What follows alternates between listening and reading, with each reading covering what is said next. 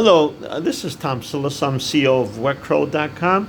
Uh, this is crazy. The topic of this video is if you're a handyman, there, there is something really important that you haven't been taught, and I'm going to dwell on that a little bit. And really, this is true. If you're a handyman, you haven't been taught that lead generation sucks. I'm going to be plain blunt about this. You just haven't been taught that because you're taught. You see people on Craigslist advertising, so you think, okay, it must be working if they're there every week posting. But these are desperate people. Think about it now. If you go to, if I'm a bad a handyman, if I'm a horrible handyman, I've been kicked off every platform. I'm not allowed to be on there because the quality of my work is just horrible. I'm a hack. I'm not very good at what I do, right? So I go on. My license was pulled. I can't get my background is horrible. I had a criminal record. I was in and out of prison for assaulting a customer. So needless to say, nobody's going to let you, when they find that out, they're not going to let you get on their platform. So guess what happens now? So your only resource is go on Craigslist. So what happens? I could tell you a lot of horror stories about people that have hired people on Craigslist because they figure, I'll try it out. Then they get scammed. The person doesn't show up on time. They got a criminal record which you don't know about, and maybe you don't care. I don't know. You just figure out how bad can the guy be.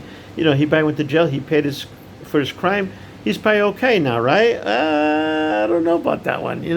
People they usually do bad, always do bad. It's just in their blood. It's in your soul. You can't change that. So so right away, I'm a customer now. I want to hire a handyman. I go to Craigslist. I hire somebody. Right? No, I don't do that because right away in my mind. The guy must be advertising on Craigslist because he's a scammer. He probably lost his license. That's exactly what I think. So now, if you're going to Craigslist to buy and you're trusting that platform, you deserve what happens there. I have no sympathy for you.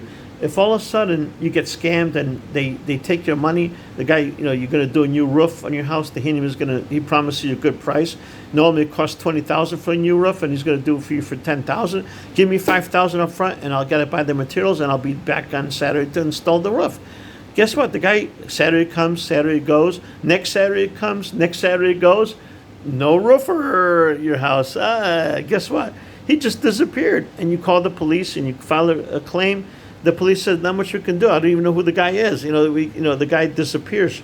The number's disconnected that was on Craigslist. He's got a new number. The guy changes his number every week, apparently. Or he buys these prepaid phones for $20 and he throws them out. And then he uses it for a while. He gets customers. He gets a lot of calls. He picks up 3 customers. He sells 4 roofing jobs. And it makes $20,000 a week.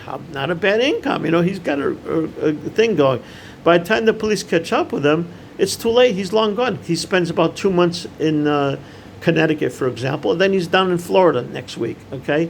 He's going to chase the people that are desperate because they're going to be going to Craigslist because they're looking for a roofer because they call 10 roofing companies. They're all too busy.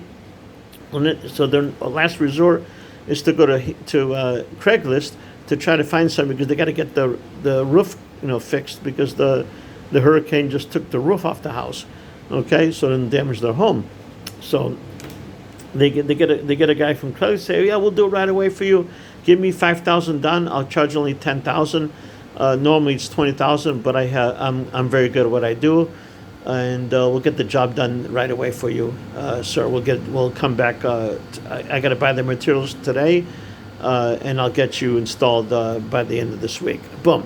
Guess what? The guy disappears. You never see him again. You're desperate. You can't find him. You go on Craigslist to find his ad. Gone. You don't even remember who he was. I get a kick out of that. But it's not funny, though. It really is not. It's a shame. So like I said, this is the stuff that, the handymen have to learn that if you want to be reputable, you got to advertise in the right place. And some of the places are, if you want to put ads on Facebook, you're better off doing that. The ads, not posting ads on the groups because nobody goes there. I'm talking about paying for ads. They're very inexpensive. You pay for Facebook ads just to get your name out there.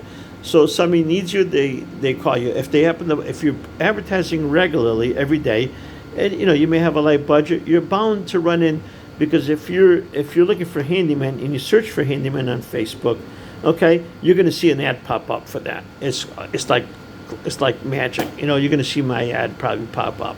Okay, if I'm a handyman. So that's how that works. So that's a good way to do it. Like magic, the ad pops up, the customer calls you, and you get a good lead, and you help them out, and you do a good job. As long as you do a good job, don't be a scammer in doing that. You know, I just got to tell you that.